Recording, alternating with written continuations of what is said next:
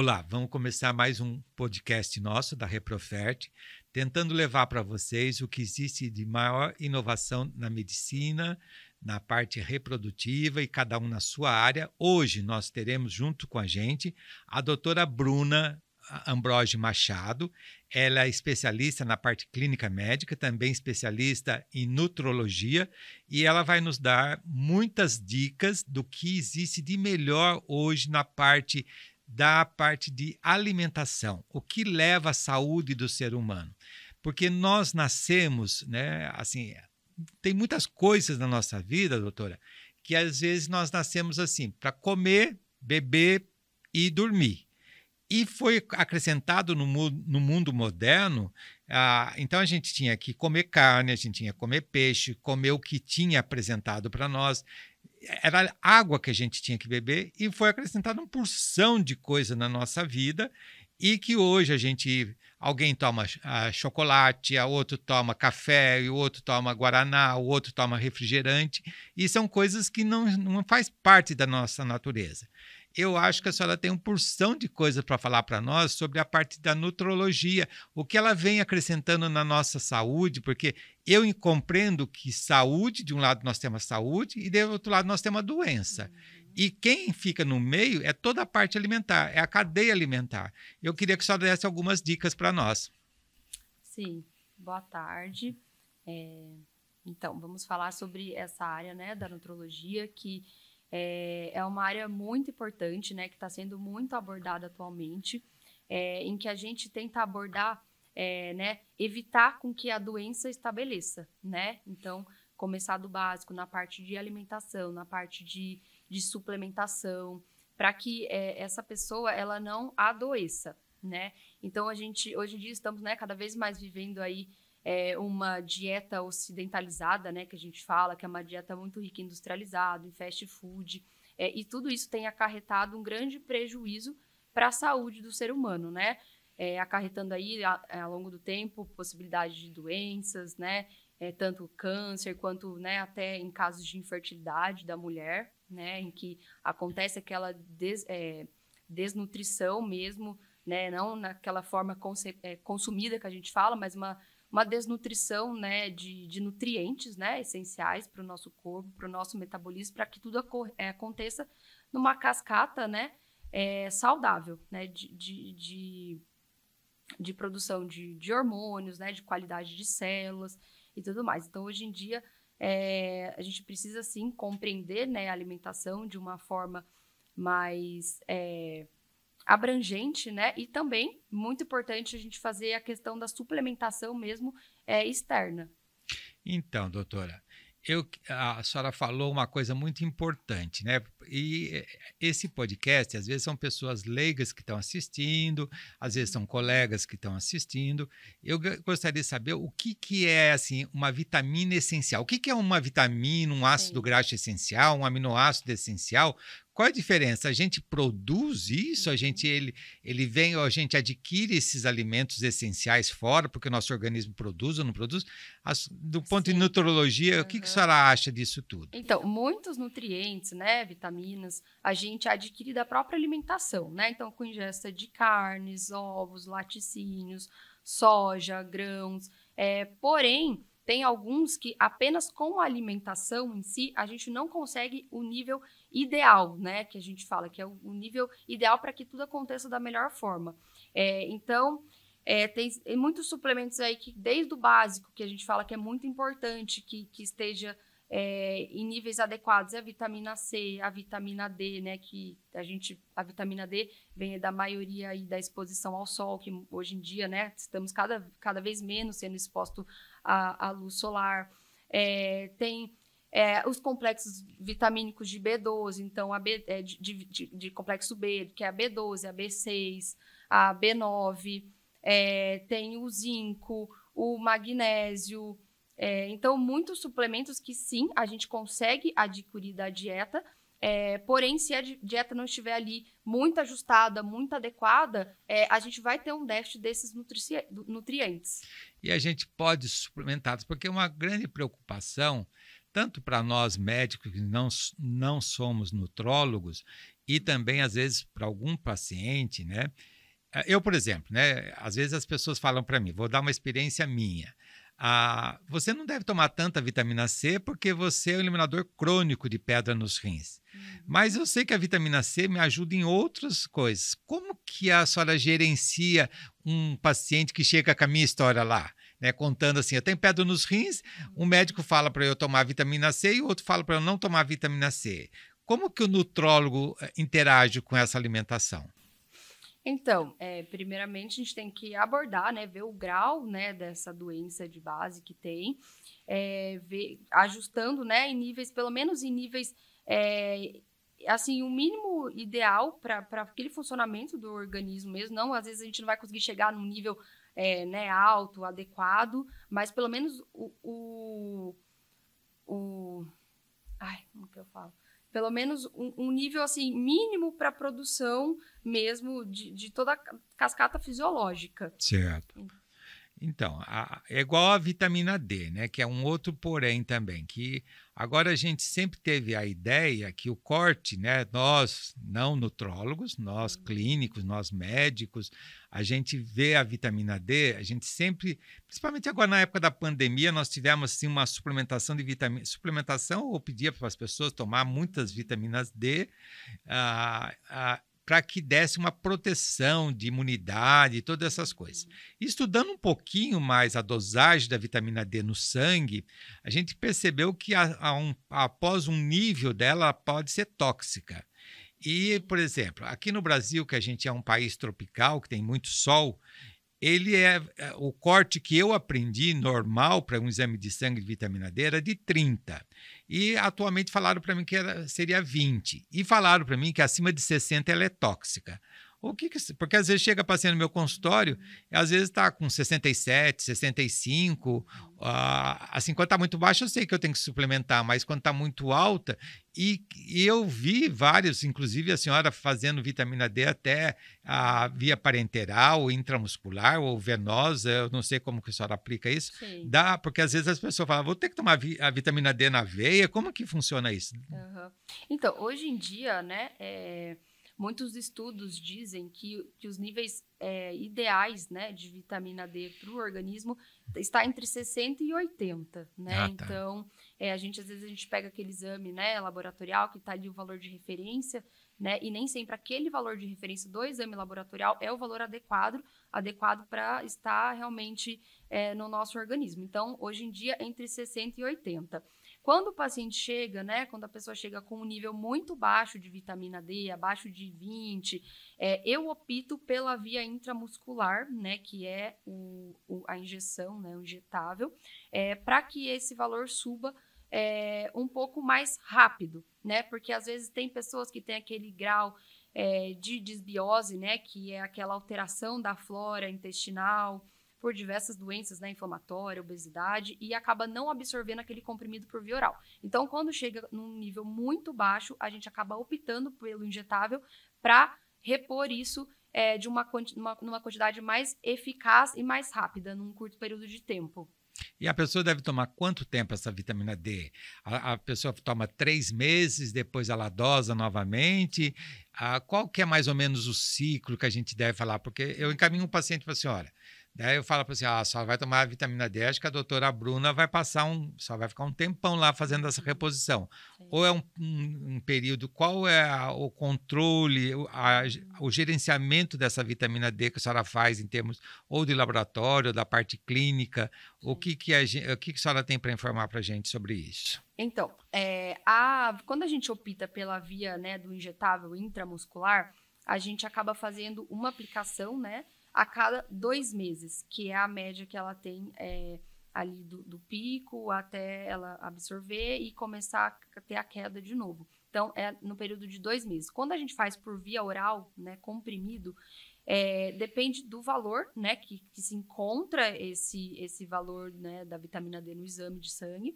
E aí, conforme esse valor, a gente vai ajustar aquela dose semanal ou mensal, né, por comprimido. Mas geralmente costuma ser num período de 2 a 3 meses para a gente repetir esse exame de sangue e fazer esse ajuste da dose novamente. Certo. E as outras vitaminas? Acho que eu vou dar uma guinada um pouco assim, né? Aproveitar, sugar um máximo da senhora, né? Que essas oportunidades às vezes não tem com tanta frequência.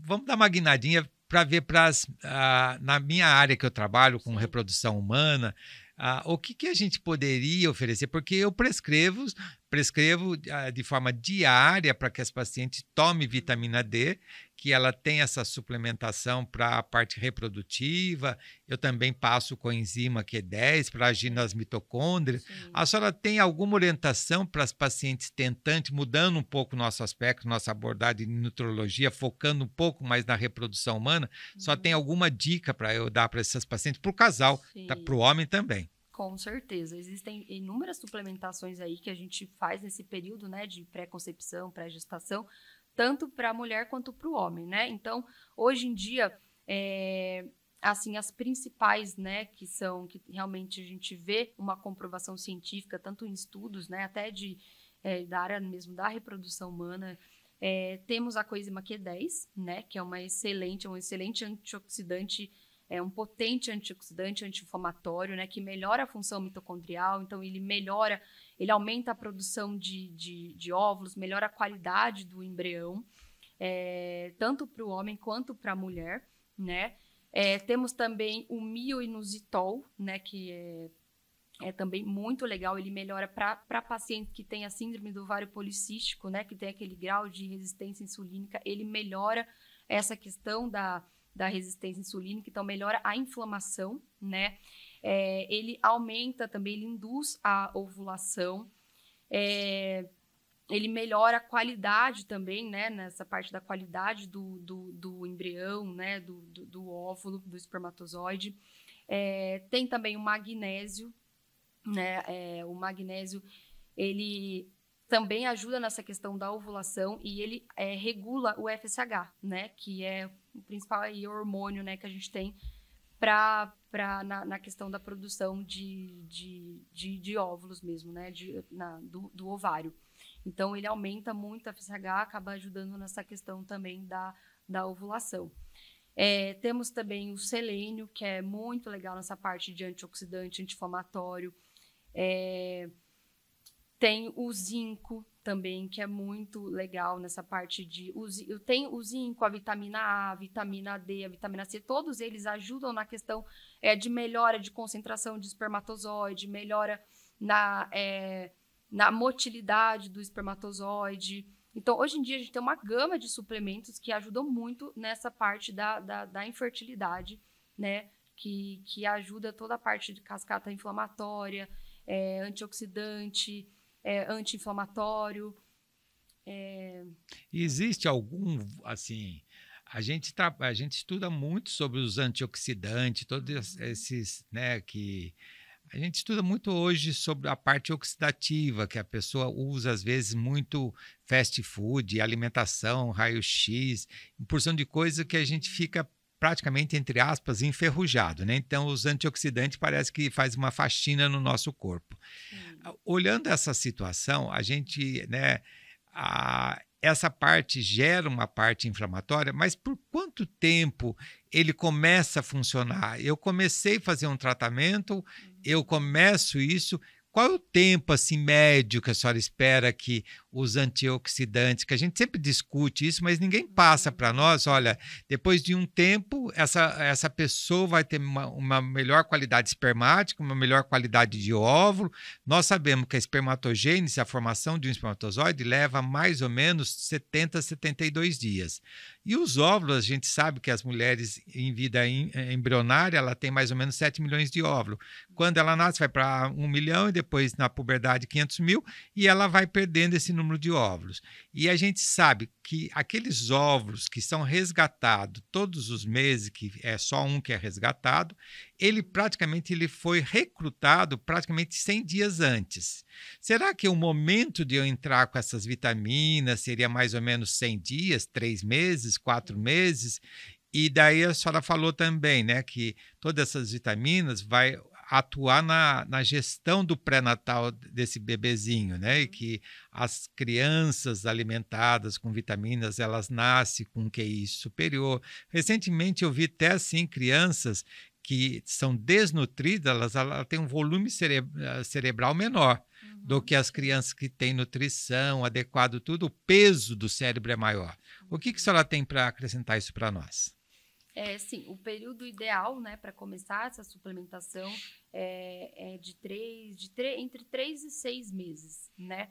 É claro, se a gente for repor isso por via oral, igual, né, a gente citou anteriormente, acaba sendo um pouquinho mais lento essa absorção, por conta né, de várias alterações que a gente tem no organismo para absorção daquele nutriente, daquele suplemento. Então, hoje em dia, uma via muito legal para ter uma resposta mais rápida, uma absorção, né, praticamente 100% daquele nutriente, é a via dos injetáveis, né, tanto o intramuscular como o endovenoso. Então, a gente acaba tendo uma resposta muito melhor, muito mais efetiva, né, para essa reposição quando esse paciente ele tem realmente uma intenção, né, de ter uma gestação num período menor de tempo. É muito legal isso que a senhora está falando, porque a gente trabalha na reprodução humana, das palavras que eu coloco lá na explicação para o paciente é o tempo. E às vezes, como a gente está percebendo que a postergação da constituir uma família cada vez é maior, né? Então as mulheres estão casando mais tardiamente, estão pensando em ter filhos mais tardiamente, e nós sabemos que cada mês que passa para uma mulher acima dos 40 anos equivale mais ou menos a 6 meses biológico, né? Então ela está perdendo aquela chance de engravidar, pegar um óvulo mais jovem, e se a gente postergar, esperar 6 meses para fazer uma nutrição, para resolver o equilíbrio da alimentação. E a senhora vê isso, né, com esses suplementos injetáveis, a recuperação é mais ou menos o que a gente ganha de tempo nisso? Assim, a absorção ela é muito mais, né, eficaz, então a gente acaba ganhando aí, né, praticamente a metade do tempo, né, do que seria para uma medicação via oral. Porque quando passa, né, quando a gente usa a medicação por via oral, ela tem toda a passagem, né, do sistema digestivo, se tem um grau de desbiose, né, que muitas pacientes, né, com grau de infertilidade, muitas vezes têm essas doenças inflamatórias, né, tanto síndrome do Vale Policístico como doenças autoimunes, então acaba sendo prejudicial a absorção desses nutrientes, né, então acaba que às vezes a pessoa absorve 40%, 50% daquilo que ela está ingerindo, então quando a gente faz por injetável, a absorção é praticamente completa daquilo, ela não vai perder nenhuma porcentagem daquela suplementação, né? Então, o tempo acaba sendo reduzido praticamente pela metade. Isso é ótimo, né? Para nós que trabalhamos, é uma grande dica para nós, porque às vezes a gente briga com o tempo, nós sabemos que a parte da nutrologia, a parte da alimentação, são alguns pilares que nós trabalhamos hoje, né? Uma das coisas que a gente encaminha para vocês, nutrólogo, paciente que começa a fazer a parte de reprodução, e a outra coisa também que talvez eu tenho quase certeza que talvez a senhora aborde esse assunto também sobre o sono do paciente, né? O sono, o estilo de vida do paciente, que hoje não é só alimentação, né? Também é alimentação e o estilo de vida, que aquilo que eu falei no começo, né? Nós, como evolução do ser animal, a gente deve comer, beber e dormir. Chega no período da tarde, o tempo já começa a escurecer e isso faz parte da fisiologia animal. E nós, nessa cadeia animal, a gente viria acordar cedo, passar o dia durante o dia se alimentando, fazendo o nosso exercício, e quando vai escurecendo, a gente vai liberando melatonina e o nosso organismo pede para que a gente descanse. E o sono também, eu acho que deve interferir para a senhora na parte da alimentação. Uma pessoa que dorme mal, ela se alimenta mal, qual a relação que a senhora tem em relação a isso? Sim, com certeza. A pessoa que não dorme bem, né, que tem esse ciclo, né, circadiano alterado, é uma pessoa que tende realmente a ter um grau de estresse oxidativo, né, no organismo muito maior, a ter um processo inflamatório muito maior dentro, né, do nosso corpo. Não tem a produção adequada de melatonina, né, que é um hormônio produzido, né, no sono durante a noite. A melatonina é um potente antioxidante, né, nessa questão da infertilidade, é um potente antioxidante ovariano, de óvulos mesmo, então acaba sendo prejudicado muito, né, a melatonina. Então, também, né, essa questão do sono também influencia muito na parte de alimentação, acaba criando, né, ao longo do dia aquela compulsão alimentar, então a pessoa fica descompensado, né, durante o dia, favorece aquela vontade de comer doce, de comer carboidrato, então realmente faz um grande desarranjo aí dentro né, do nosso corpo, do nosso metabolismo. A senhora falou uma coisa muito assim que a gente está abordando o assunto agora sobre a melatonina, né? Eu queria que a senhora desse uma dica para a gente, para nós médicos e também para os ouvintes. Vale a pena, porque dentro desse complexo vitamínico que às vezes a gente suplementa para o paciente, nós acrescentarmos a melatonina como sendo um excelente antioxidante, porque eu já vi que ela, assim, parece que ela levanta essa bandeira, assim, quase que chefe do pelotão dos antioxidantes, né? E eu sei que parece, né, a senhora é bem mais capacitada em falar sobre a dosagem dessa melatonina. Eu vi, parece que é 3 miligramas ou 210. Eu sei que uma cápsula parece que tem isso, né? Sim. Deve ser tomada à noite antes de dormir ou pode tomar durante o dia. Como que entra nesse ciclo circadiano, né? Uhum.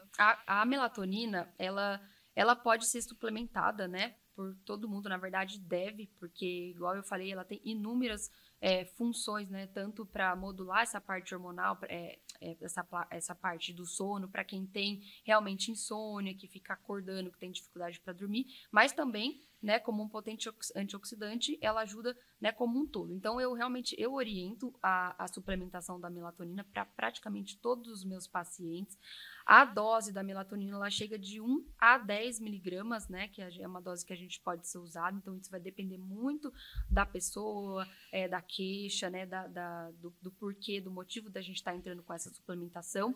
Na média, eu uso de 3 a 5, né, que é uma dose que a gente já vê uma resposta muito boa, muito efetiva, principalmente também nessa questão da infertilidade, de 5 miligramas é o ideal. Então, a gente costuma sim, né, nessa abordagem da suplementação nesse período pré-gestacional, a melatonina é essencial, né, para essa reposição, para essa suplementação adequada, para ter uma gestação saudável. E ela pode ser suplementada a qualquer horário do dia? Não, o horário, né, da melatonina é à noite, então é sempre antes de dormir. Eu oriento, né, é necessário que se faça, que não se use, né, nenhum tipo de luz, né, tanto celular, televisão, abajur. Então, não pode ter nenhum tipo de luz, né, associada, para que haja a produção desse hormônio. Então, ele é dependente mesmo do escuro. Precisa estar escuro para que ele consiga ativar e agir dentro do nosso organismo. A senhora falou, a gente vai, né, puxando uma coisa e vai emendando no outro, a gente vai lembrando outras perguntas, né? Acho que no quarto de todos nós temos uma luzinha lá, ou é da televisão, ou é do ar-condicionado, é do abajur, ou aquele pilotinho que fica lá marcando lá. E eu já vi algum comentário, mas a senhora deve saber muito mais, que luz que é prejudicial? Azul, a branco, amarelo?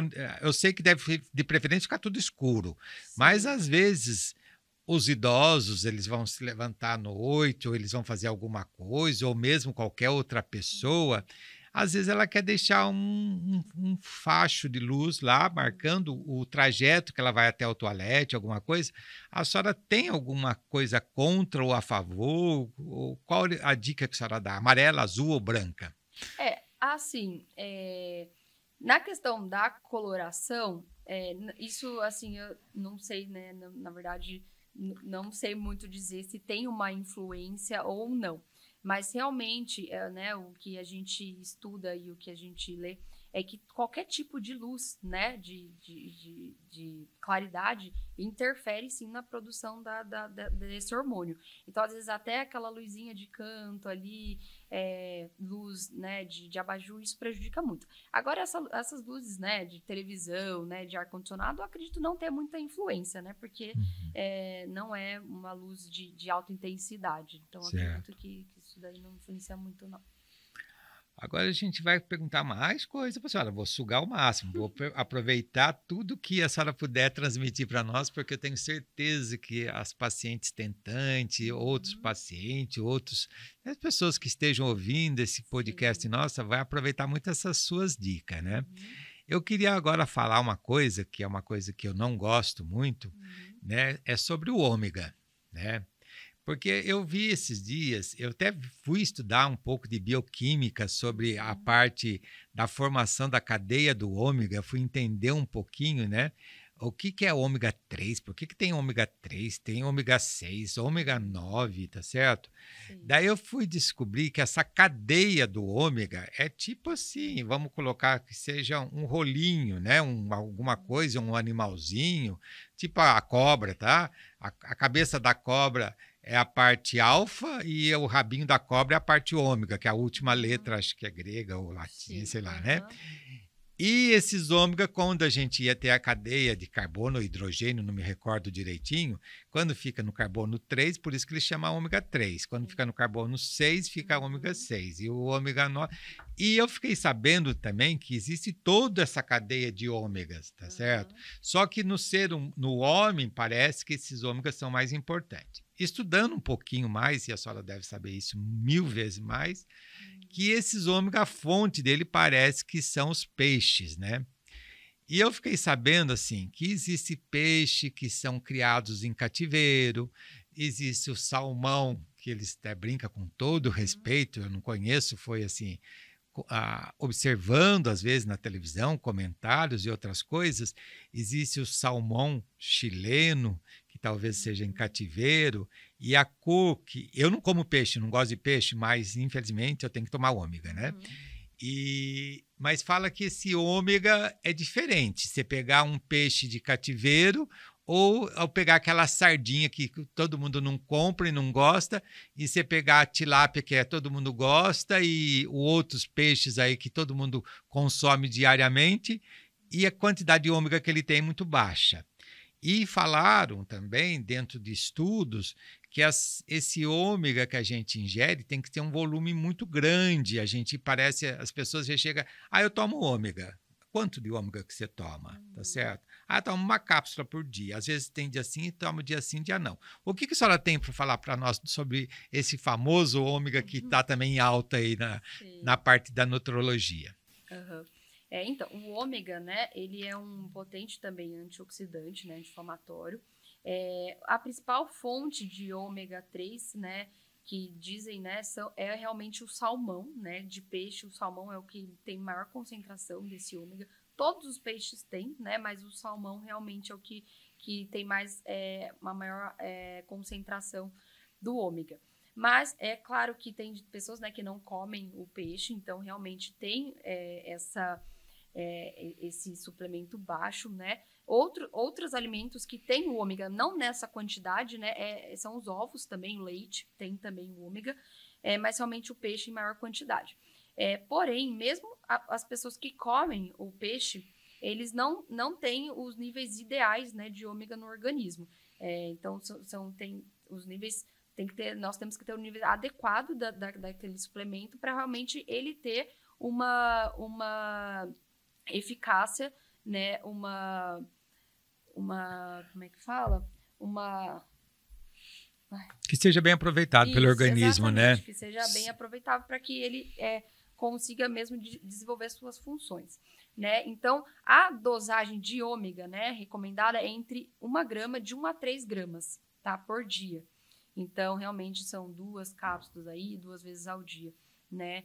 Com relação aos horários, não pode tomar junto com as alimentações, tanto o almoço quanto o jantar. mas realmente o ômega, na grande maioria, todo mundo deve suplementar, né? E ele não é um suplemento que ele tem prazo, né? Vamos repor tantos meses e depois não precisa mais dele. Ele é um suplemento, né, que tem que ser tomado para o resto da vida. E começa com que idade, mais ou menos, a suplementação?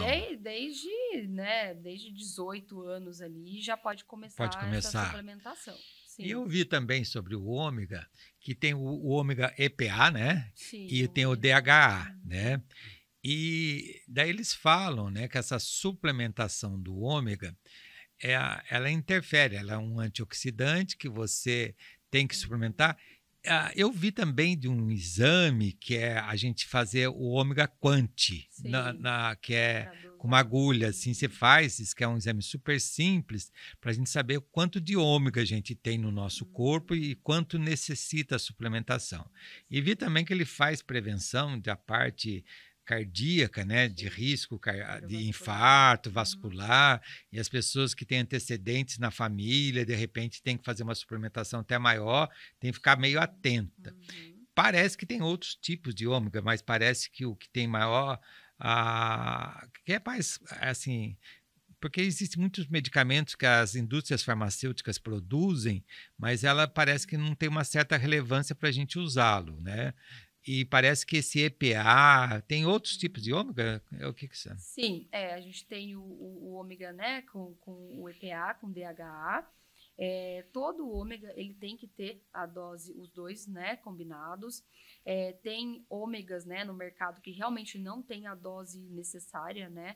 Então tem marcas, né? Tem alguns que ômegas que a gente acaba optando pela quantidade realmente ideal dessa suplementação, e tem o ômega que é só o DHA, que a gente acaba optando, né, na suplementação das gestantes, né, no período ali da gestação, mas para nós, né, com pessoas, para prevenção de risco cardiovascular, para melhora daquele perfil lipídico, né, de colesterol, a gente acaba optando pelo combinado mesmo. Agora, assim, já está nos minutos finais, né? Queria perguntar para a senhora, em termos assim, né? Eu acho que eu vou perguntar sobre esses fast food, lógico, todos nós gostamos de uma batatinha frita, a fritura a gente gosta, né? Então, assim, é melhor a gente fritar no azeite ou no óleo? Tá? No óleo de canola, no óleo de milho, qual é a dica que a senhora dá? Ou colocar no air fry e deixar assar lá. Lógico, a fritura, é muito gostosa. Sim. É muito imperdível isso. E o estilo de vida, como saborear uma fritura também, às vezes a gente fala assim, eu vou comer um fast food, vou comer um sanduíche, vou comer uma batatinha frita. Lógico, eu acho que eu falo para os meus pacientes, tudo que for em excesso é errado, seja o que for. Trabalhar muito, comer muito, dormir muito, né? Tudo que for em excesso, no meu ponto de vista, é errado. O equilíbrio é difícil a gente atingir, mas eu acho, qual a orientação da senhora tem? Frito, assim, alguma dica? Eu gosto de fritura, vou fritar no azeite ou vou fritar no óleo? O que a senhora recomenda? Então, a melhor opção é não usar nenhum tipo de óleo, Sim. né? De óleo, azeite, porque mesmo o azeite, quando a gente usa, quando ele atinge aquela temperatura, né? Ele passa um pouco, ele acaba virando ácido, né, saturado, ácido graxo, e acaba também sendo prejudicial. Então, a melhor opção realmente é o assado, a air fry é uma ótima opção, né? Que a gente acaba não usando nenhum tipo de óleo. Mas, assim, se puder escolher, né, um óleo para ali grelhar alguma coisa, ou fritar, um óleo muito legal, né, de ser usado é o óleo de coco, né, é uma opção muito boa para usar. Depois, né, com certeza é o óleo, né, o azeite, né, de oliva é uma segunda opção, e por último o óleo mesmo, né, aquele óleo de canola. Então, o óleo é a nossa última opção. Mas se puder escolher realmente o óleo de coco, é uma opção muito mais saudável para a gente estar usando nos alimentos. Então, a primeira opção, então, fica a dica aí, né? Se tiver que fritar alguma coisa, o menos mal é o óleo de coco, né? Então, pelo menos a gente pode, de repente, comer uma batatinha frita de vez em quando fritada no óleo de coco, né? Não vai ser saborosa igual, né? A gente acaba... O óleo de coco, ele não é, né? Ele não tem um preço muito acessível, então a gente acaba não usando muito mesmo. Então, para fritar uma batata mesmo, realmente teria que ser o o azeite ou o óleo tradicional. Mas quando a gente vai usar, né, pequenas quantidades para grelhar, fritar alguma coisa assim com pouco, o óleo de coco é uma excelente opção. A senhora sempre faz eu puxar mais uma pergunta, né? E a senhora falou de novo uma coisa que é importante. Eu, quando cheguei aqui na cidade de São José dos Campos, na minha época, né, a gente percebe, né, o quanto a gente está ficando mais velho, né? Eu falo que eu sou jovem há muito tempo. E quando a gente fala essa palavra, na minha época, no meu tempo, né, a gente volta lá atrás, né? Mas, fazendo uma analogia, eu lembro que eu atendi as pacientes que elas não tinham nem NPS, nem SUS, nem nada. Elas Sim. eram simplesmente indigentes, pessoas amáveis. Foi aí que eu fiz minha carreira, foi aí que eu construí minha vida, foi aí que eu construí tudo que eu tenho, tanto de formação científica como em todos os aspectos da minha vida. Tenho minha gratidão eterna. Mas eu lembro que eu tinha que passar vitaminas para essas pacientes, né? Lá atrás a gente tinha que passar vitamina. Como que eu ia passar? E a senhora acabou de falar uma coisa que fez eu lembrar desse fato que aconteceu na minha vida. A senhora falou assim: o óleo de coco é caro. Sim. Como a senhora nutróloga, porque naquela época eu dava uma ajeitada nessa situação, eu falava para a paciente: olha, a senhora está indo para sua casa, eu estou tendo que passar ferro para a senhora comer, porque a senhora está grávida, tá certo? Então eu falava: o ovo que a senhora vende vai levar às vezes na feira, que a senhora criou a galinha em casa, coma esse ovo. Não venda, coma esse ovo. Era um jeito de eu viabilizar essa dieta dessa pessoa simples, tá? Naquela época, eu também passava meia de gestante para as pacientes, mas isso a nível de consultório. Daí eu falava assim: quando a senhora sentar no seu banquinho na sua casa, puxa outro banquinho e põe a perna em cima, tá certo? Para que ela pudesse descansar as pernas, para que não ficasse tão inchadas, tá? Eu falava para ela: olha, a senhora tem que comer couve, couve dá no quintal, a senhora pode comer a couve, a senhora pode descansar a sua perna no banquinho, a senhora pode, se a senhora está com a pressão alta, não tinha condições, hoje ainda o serviço público oferece alguns medicamentos que cai a pressão, mas naquela época não tinha. Eu falava: diminua o sal da comida. Eu tentava analisar se a paciente tinha alguma infecção urinária. Eu falava para ela: quando a senhora fizer xixi, observa se a sua urina está com espuma ou não, para ver o quanto ela estava perdendo de proteína. Mas a senhora puxou um negócio aí muito importante, esse fio do novelo aí. Como que a senhora casa para o seu paciente ou para o paciente como uma dica? A senhora falou assim: vamos usar o óleo de coco. Ele é caro. Como que porque a gente tem que pensar em tudo. A gente tem que pensar no emocional do paciente, no financeiro do paciente, no objetivo médico da gente cuidar desse paciente. Como que a senhora casa todas essas situações que a gente quer que o paciente, às vezes, é muito fácil para nós prescrevermos e falar: vai lá e compra o óleo de coco. Como que a senhora casa com toda essa situação? Realmente essa parte, né, pesa muito, porque na grande maioria das vezes a nossa receita não fica, né, pequena, com poucos suplementos, né, com poucas medicações. Então a gente acaba tendo que pensar num todo, né, nessa parte financeira acaba muitas vezes pesando para o paciente. Então, algumas vezes eu opto, né, por ordem de prioridade ali, né? Muitas vezes, quando tem a opção de fazer, né, uma forma mais econômica, a gente tenta, né, da melhor forma possível, adequar isso, né? Questões de suplementação, às vezes eu oriento realmente melhorar a dieta, melhorar a prática de atividade física, para realmente ter esse ajuste de uma forma mais natural, né? Porque às vezes igual a gente estava falando dos injetáveis, claro, o mundo ideal seria para mim prescrever o injetável, porque eu sei que aquilo vai ser muito melhor para o paciente, mas muitas vezes ele não tem a condição de investir, né? Então a gente sempre tem que pensar realmente da melhor forma para que ele consiga, né, realmente seguir, que a gente consiga entregar para ele do melhor jeito, com que ele também consiga seguir aquilo, né? Então, às vezes, a gente troca por comprimido, troca por uma alimentação, troca por alguma dica ou outra que possa acabar ajudando ele da melhor forma. Vocês viram, né? A doutora Bruna conseguiu, no mundo atual, no mundo contemporâneo, ela conseguiu dar uma grande dica, mesmo com assim. Ela tentou casar o financeiro com a dieta. Ela falou assim: ela tenta dar uma orientação na dieta alimentar, já colocou exercício físico que você pode fazer em casa, subir e descer uma escada, subir e descer um banquinho.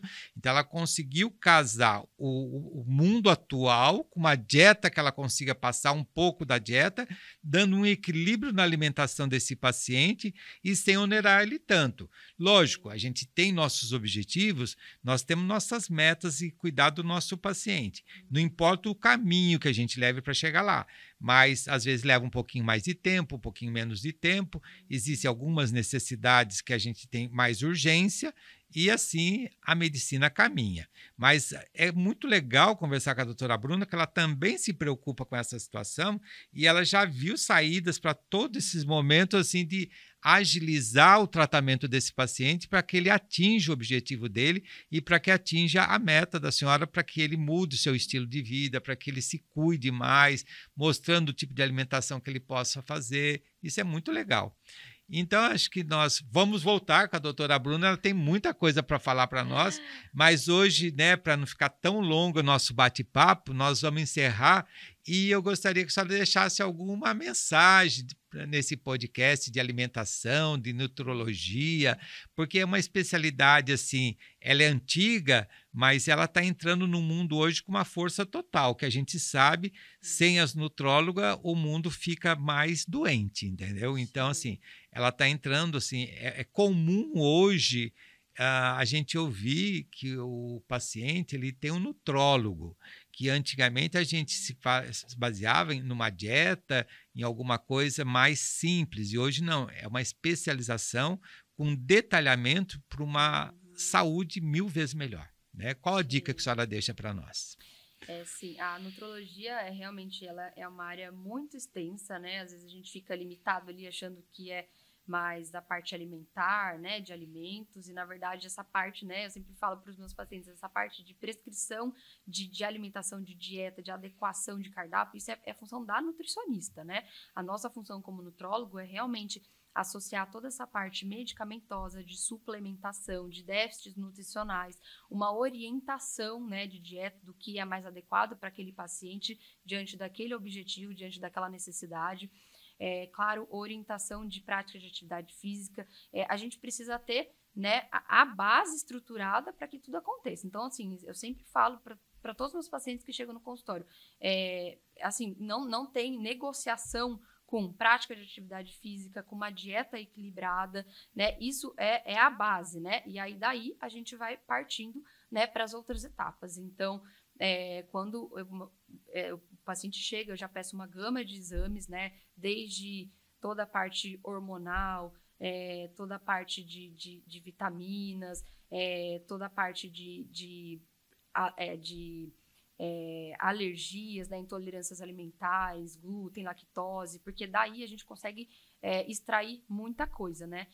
Às vezes a gente nem imagina de onde está vindo aquele problema e num simples exame de sangue a gente consegue identificar isso. Então, a nutrologia é uma área muito, assim, complexa, é uma área que aborda a medicina integrativa como um todo, então a gente consegue ver o paciente como um todo, em todas as suas carências nutricionais, em todas as suas queixas, né, tanto de sono, intestino, obesidade, quem tem pressão alta, quem tem diabetes, doenças da tireoide. Então, a gente aborda realmente o paciente como um todo.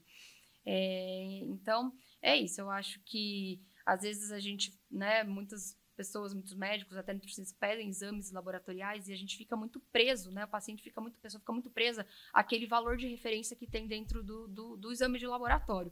E muitas vezes, né, grande maioria, na verdade, né, dos marcadores, a gente não quer naquele valor referência, né? A gente precisa daquilo em níveis otimizados, em níveis ótimos, né? Então, por exemplo, a vitamina D que a gente falou, o exame ali ele vem né, num marcador de 20 a 100. Então, 20 tá ruim, 100 também tá ruim. Então, a gente precisa o nível realmente ideal daquele marcador, né, para a gente conseguir, né, que tudo aconteça, o nosso metabolismo aconteça, a nossa fisiologia, né, hormonal, nossa fisiologia mesmo, aconteça da melhor forma. Então, a nutrologia é uma área que aborda tudo, é uma área muito integrativa e que está aí só para somar hoje em dia, né, em todas as áreas, né? Em todas as áreas, exatamente, e até na área, né, que a gente está focando aqui na parte da infertilidade. A gente, né, faz parte, esse pilar da nutrologia hoje, não dá para a gente ficar sem, porque a gente precisa desse pilar bem sustentado para que a gente tenha bons óvulos, bons espermatozoides, bons embriões, porque as coisas não são feitas de forma septadas, ela é um todo, né? Sim. Então, quero agradecer muito a sua presença, nós aprendemos muito com a senhora hoje, né? Somamos muito conhecimento e é muito legal tê-la nesse podcast. Vamos chamá-las várias vezes, porque a gente vai sugar muito mais do seu conhecimento. E quero deixar a mensagem para todos, se alguém não assistiu, entre no nosso site, reprofert.com.br, mande suas dúvidas, mande suas perguntas. A doutora Bruna, ela é parceira nossa, então a gente repassa suas dúvidas e contamos com vocês. E aceitamos suas críticas também. Em qualquer plataforma, vocês mandem suas dicas e a gente vai interagir com vocês porque nós buscamos a saúde do nosso paciente. E a saúde do nosso paciente é baseada em informações e exames e tudo. Então fica a dica aí e assista os nossos podcasts e sempre estaremos trazendo novidades, medicina baseada em evidência, medicina baseada em tecnologia, em ciência, em casos que a gente vivencia, e sempre nós vamos trazer as novidades que existem. Então, logo estaremos trazendo outras novidades para vocês. Muito obrigado.